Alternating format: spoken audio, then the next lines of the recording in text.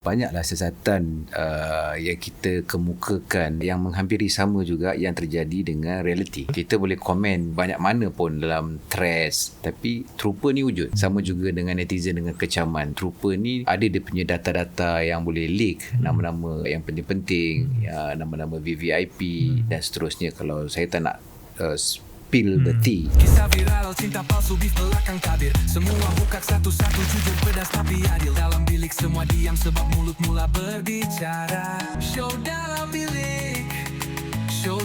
bilik itu dah epic. Hai, Assalamualaikum. Kembali lagi kita dalam show Dalam Bilik part yang kedua bersama Datuk Adiputra. So kalau korang nak tengok live background Datuk, apa semua, sekolah dekat mana, di Singapura dekat belah mana, apa semua, korang boleh tengok di part yang pertama. Tapi sebelum itu, jangan lupa tekan subscribe YouTube Obula Official. Kami nak cukupkan 120k sebab itu KPI kita orang, betul? Okay. Loceng juga, jangan lupa. Ting-ting. Sebab korang dapat notification. Okay, Datuk Adiputra masuk podcast Dalam Bilik. Boleh tengok kat itu. Okay. Alright, kita nak masuk di mana career Datuk Adiputra sekarang ni. Masa tu dah naik. Kita mungkin boleh start dengan, sebab tadi dah cerita pasal Mezara, sebab Q, kita nak cerita pasal filem lah, Anak Halal. Betul. So saya tengok cerita Anak Halal tu memang saya layan habis lah. Semua pelakon power selain daripada Datuk Adiputra, Farid Kamil, Fiz Fairuz, Zulaiha Zaimi, Fasha Sanda, Mai Karin, Yes. Burung Palare. Banyak tu. Banyak. Power dan cerita tu memang betul-betul menjadi ikonik. Okay, Datuk, sebelum tu kan Datuk kalau nak pilih filem, apa kriteria Datuk yang Datuk utamakan? Saya ada dua kriteria. Okay. Satu khususlah untuk filem. Satu, siapa pengarahnya, dan kedua, watak saya ni apa. Okay. Itu kriteria dia. Okay. So masa yang Anak Halal tu kan Datuk pergi casting ke atau macam mana? Casting. Pergi casting oleh Osman Ali. Pergi casting, dan saya ingat lagi casting itu dibuat pada tahun 2004. 2004. Dan rilis filem itu 2005. Oh, 2005. Oh ya, 2005. Dan zaman tu pakai reel lagi. Pakai reel lagi. Oh, zaman tu Datuk bukan macam zaman sekarang zaman kan. Filem lah. Tapi still quality filem memang tip-top lah. Okay, Datuk, baru-baru ni kat threads kan Datuk kan, ada orang share klip di mana masa tu Datuk buat burger, tiba-tiba datang Zulaiha Zaimi, Fiz Fairuz datang.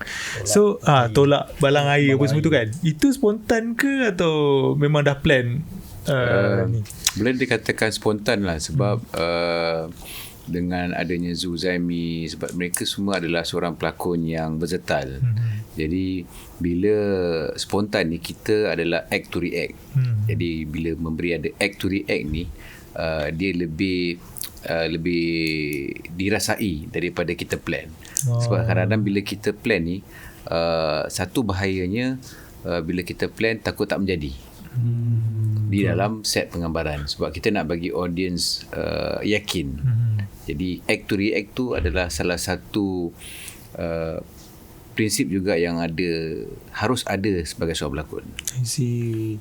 Okay, Datuk, itu filem kedua ke filem pertama Datuk? Itu filem pertama. Filem pertama.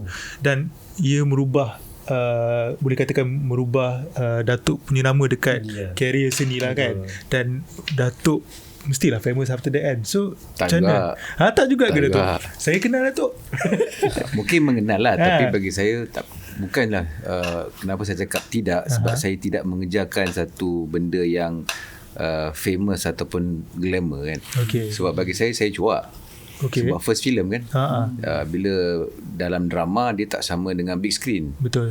Jadi dengan big screen ni, yelah, kalau dulu orang kata ni dia dikategorikan pelakon drama. Okay, kita tahu ada yang satu pula sudut kategori pelakon filem. Wow, kita nampak dia punya X factor dia kat situ kan. Jadi bagi saya itu satu cabaran besar lah. Tapi mestilah ada orang datang jumpa Datuk nak ambil gambar ke apa kan. Ada, tapi minima. Okey, tapi mungkin ada yang tak tegur tu segan aku. Datuk Adiputra nak tegur dia macam takut. Sekarang saya pun takut kan. Kau masih nervous Masih nervous. Okey, Datuk, selain daripada filem Anak Halal, ada lagi banyaklah filem yang Datuk berlakon, tapi antaranya juga yang famous adalah KL Gangster Datuk kan. So memang ikonik watak Jai ni, di mana ada rokok, lepas tu ada line yang macam memeh lah kan, apa semua tu kan. So memang Kalau kau tanya aku, bawa-bawa akan ingat sampai bila-bila lah. semua orang dah kalau boleh nak jadi Jai waktu tu. Betul. Jalan macam Jai, cakap macam Jai semua kan. Datuk, masa Datuk punya karakter tu, ada reference tak? Ke Datuk create sendiri? Reference ada. Lepas tu kita create. Okay. Salah satu reference saya ambil adalah Chang Honnam dalam filem Young and Dangerous. Okay. Tapi kita createkan dia jadi orang Melayu. Kemelayuan sikit. Datuk, ni mungkin soalan ni funny sikit lah. Datuk kan letak tu, Datuk tak smoke pun. So berapa batang rokok dalam filem tu Datuk tu buang, tukar. So banyak potong rokok yang saya buat lah. Macam tu kan. Tapi sebab apa mak tak bagi. Tapi taklah banyak buang mana, sebab saya tak nyala. Tak nyala lah. Mereka kalau kita nyala, dia akan terbakar kan. Jadi kita jimat lah kan. Puntung ni kan basah. Betul. Macam tak selesa. Jadi tak banyak lah kita buang. Tak bukan nak pindah ke mulut orang lain, mulut Datuk ke. Tapi cabaran juga. Sebab bila kita letak dan ketip dekat bibir ni, agak sukar bila kita nak buat dubbing. Tapi ia membantu. Ia membantu segi perubahan suara. Seperti yang saya katakan, bila kita pelakon ni, kita tak stick to one. Jadi suara pun ada dia punya perubahan dia, cara jalan, cara percakapan dia, dan ia membantu bila kita letak rokok di bibir tu, tonasi suara akan berubah. Betul. Kalau tanya Datuk lah kan, Cat Gangster 1, Cat Gangster 2, which one yang Datuk paling favourite sekali? Yang saya favourite yang satu lah. Yang mencabar 2. Okay, kenapa yang satu Datuk prefer dan kedua mencabar, kenapa? Satu memang saya favourite sebab dia memecahkan satu fenomena segi kutipan panggung ketika itu. Betul. Dan Cat Gangster 2 pula bagi saya satu cabaran yang besar sebab dia bukan sequel, dia prequel. Betul. Bila kita prequel ni, kita nak bawa usia yang muda. Saya duk memikir dalam bayangan saya ni, macam mana saya nak yakinkan orang dengan kemudaan saya tu. Okay. Sebelum tu saya dah buat panjang. Betul. Jadi prequel ni saya nak yakinkan audience tu macam mana saya nak mudakan saya segi fizikal, segi luaran, dia punya pemikiran dia. Itu yang agak mencabar, tu yang saya goalkan rambut saya tu. Jadi Dragon Ball lah tu Dragon Ball. jadi Super Saiyan kan. Super Saiyan je.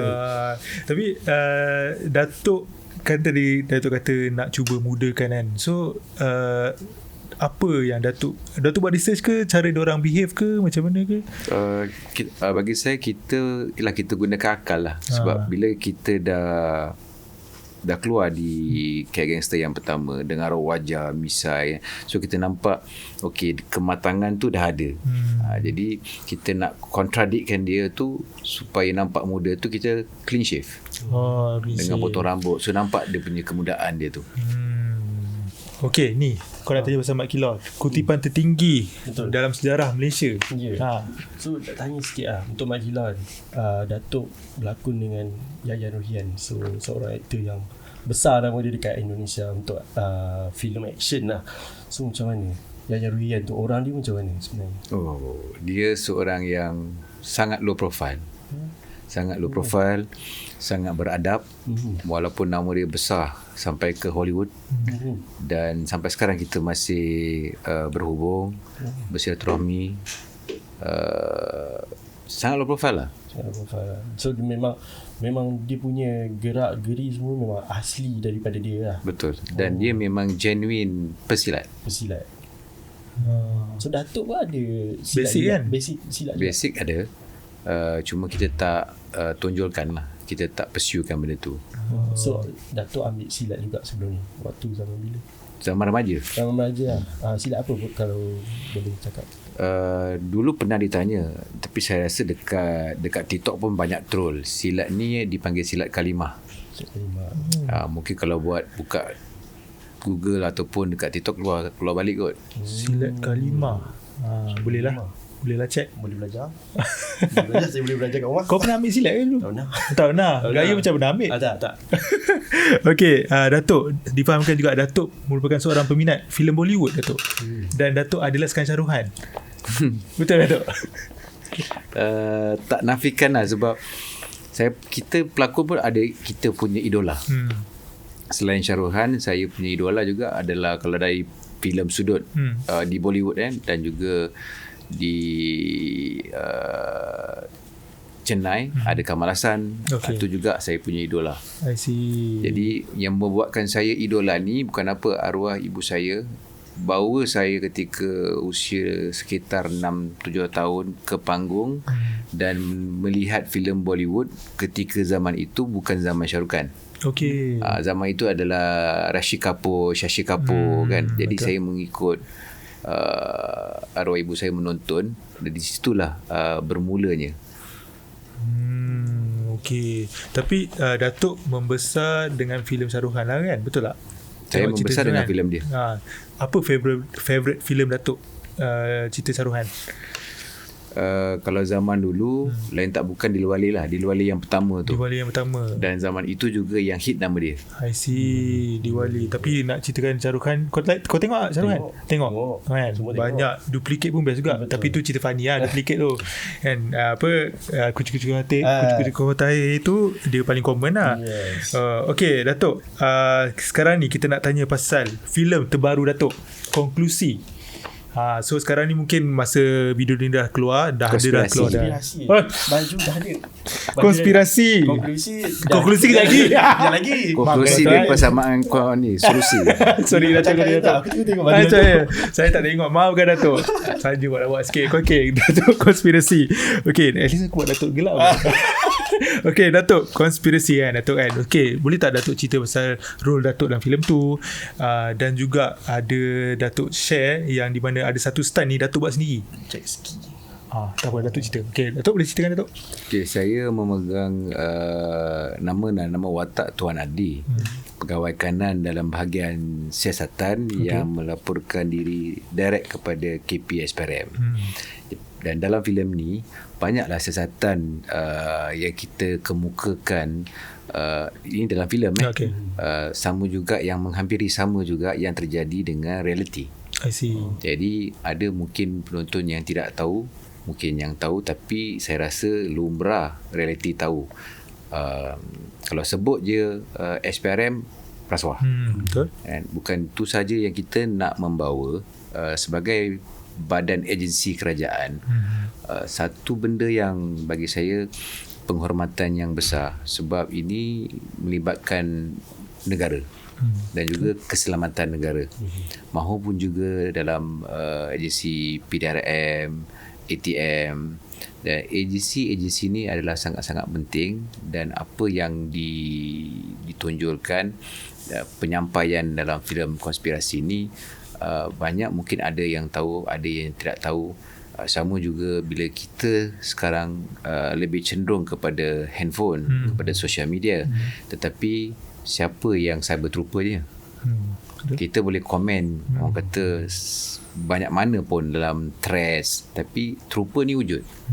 Sama juga dengan netizen dengan kecaman. Jadi trooper ni ada dia punya data-data yang boleh leak, nama-nama yang penting-penting, nama-nama VVIP dan seterusnya. Kalau saya tak nak spill the tea, kan. So apa yang saya boleh sampaikan, filem ni dia menyampaikan satu filem education, bukan saja melayan satu filem dan tapi berbalik juga apa yang kita nak sampaikan tu berbalik juga kepada pengarah lah, sebab pengarah yang lebih tahu, sebab pengarah Gas Abu Bakar yang lebih tahu, skrip asal pun dari beliau. Dan tadi pun dah sebut yang tular pada tahun lepas, segi adegan penggambaran aksi, saya melanggar stuntman pun dalam waktu rehearsal. Dan kecederaan dia bukan kecederaan ringan, kecederaan yang berat. Dan bagi stuntman pula, itu memang skop mereka. Sama juga dengan kita pelakon, ada juga risiko kita bila kita buat stunt. Okey. Datuk, ada tak momen-momen waktu penggambaran yang Datuk, selain daripada tu kan, Datuk momen penggambaran yang Datuk tak boleh lupakan masa filming cerita tu?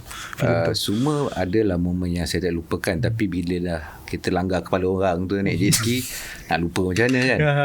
Bohong, saya tak boleh lupa kan. Kita memikirkan nyawa orang. Betul. So benda tu memang saya tak tak lupa. Tapi Alhamdulillah beliau pun dah sembuh, dah Alhamdulillah kan. Benda tu ialah nama pun adegan aksi. Jadi kadang-kadang dalam split second ni benda boleh terjadi. Betul. Kan, walaupun kalau aksi bertumbuk pun, kalau salah split second pun, kalau kena hidung boleh patah. So scene tu dekat Sungai Melaka. Betul. Kalau tak silap Sungai Melaka. Sungai Melaka. Oh, dekat Melaka. Melaka. Wow. Okay, Datuk, apa yang Datuk boleh expect from filem ni? Adakah akan ada sequel? Ada tak? Datuk rasa? Expect sequel saya bergantung kepada pengarah dan penerbit. Kan, sebab itu department dia, bukan department saya. Dan saya juga expect untuk filem ni di mana akan ditayangkan 21 hari bulan. Itu esok. Dan apa yang saya nak expect lebih dalam saya punya falsafah lah, saya always expect things unexpected. Jadi jangkalah sesuatu yang luar jangkaan. Sebab tengok dekat track kan, ada orang kata tu hujung-hujung tu ada plot twist. Plot twist. Ada plot twist lah, baru orang stay tengok kan. Tapi tak tahu lah apa plot twist tu, aku pun tak tengok lagi. Sebab besok pula. Esok baru pula. Okay. Tapi tak nak tanya kawan-kawan kita ada yang dah tengok. Sebab premier kan, media kan. Okay, Datuk, sebelum tu nak habiskan. Okay, Datuk dah pegang macam-macam watak kan. Apa watak yang Datuk ingin lakonkan atau idamkan? Sebenarnya banyak lagi watak-watak yang saya idamkan, dan saya pernah berkongsi juga a few statement yang saya bagi. Contoh membawa 10 watak dalam satu. Jadi adalah itu salah satu contoh, selain daripada memegang watak lover boy dah, antagonis dah, epic dah. Jadi saya nak adakan benda yang kelainan, yang satu benda yang mencabarkan. Salah satu 10 watak dalam satu, tapi paras rupa bukan you. So dia banyaklah efek-efek yang perlu dibuat tanpa menggunakan AI. Maknanya memang gunakan special effect segi makeup dan juga paras rupa ni untuk mengubahkan 10 watak ni. Dia lebih kurang macam filem ni Datuk? Film Tamil. Filem Tamil. Filem Tamil? Apa nama filem tu? Itu kena cari, tapi dilakonkan oleh Kamal Hassan. Okay. Yang tu kita boleh tengok. Boleh tengok. Sebab aku tak boleh imagine lagi kan macam mana kan. Okay, Datuk, kata-kata akhir Datuk, kita dah habis dah podcast kita pada hari ni. Kata-kata akhir untuk peminat Datuk dan juga siapa yang nak tengok filem konspirasi. Sebelum kita kesan konspirasi.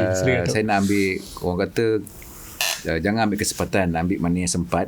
Tapi di sini saya nak ambil kesempatan lah kan, bila bagi laluan kan, untuk ucapkan ribuan dan juga jutaan terima kasih kepada peminat saya yang banyak mendukung saya, yang banyak menyokong saya dari awal saya cebur dalam filem industri, dunia hiburan dan sebagainya, sehinggalah sekarang walaupun dah tua, tapi Alhamdulillah jiwa tetap muda. Betul. Dan saya sangat appreciate, menghargai mereka, sebab tanpalah saya pada hari ini.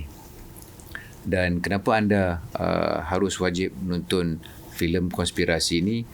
Bukan saya nak katakan kerana anda wajib menonton, bukan saja juga untuk kita support lokal, tetapi peranan yang penting adalah untuk kita menyemarakkan suara kita, bukan saja penggemar filem, untuk mereka menonton filem ini, at least sekurang-kurangnya adalah 20% education yang kita dapat setelah menonton filem konspirasi.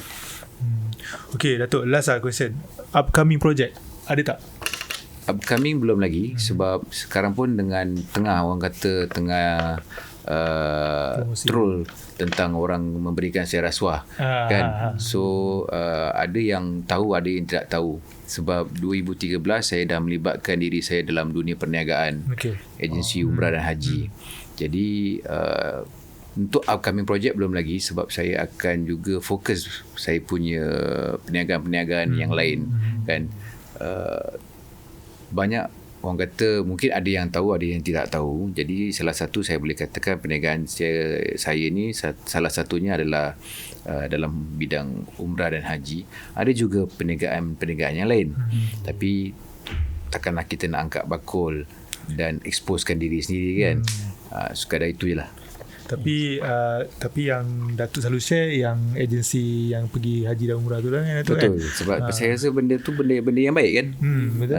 Benda yang tak baik takkan kita nak share kan. Tapi so far perniagaan-perniagaan lain yang lain tu semua yang baik. Baik, yelah. Of course, tapi ya, ada orang nak keep it as yelah, low key lah. Ya, last. So Datuk ada niat untuk settle down dekat Singapura tak? Saya nak kalau ini salah satu doa saya buka impian. Saya nak settle down saya kat Madinah. Dream saya doakan lah, InsyaAllah Datuk. dimudahkan. Tapi dah settle down pun. Dah settle down. Dah settle down. Sebab saya company saya dah hampir masuk 13-14 tahun. Bermulanya 2013. Jadi dah memang settle down kat sana dekat Madinah. Nak katakan saya tunggu masa untuk sara dalam industri perfilman ini, saya tak boleh menentukan.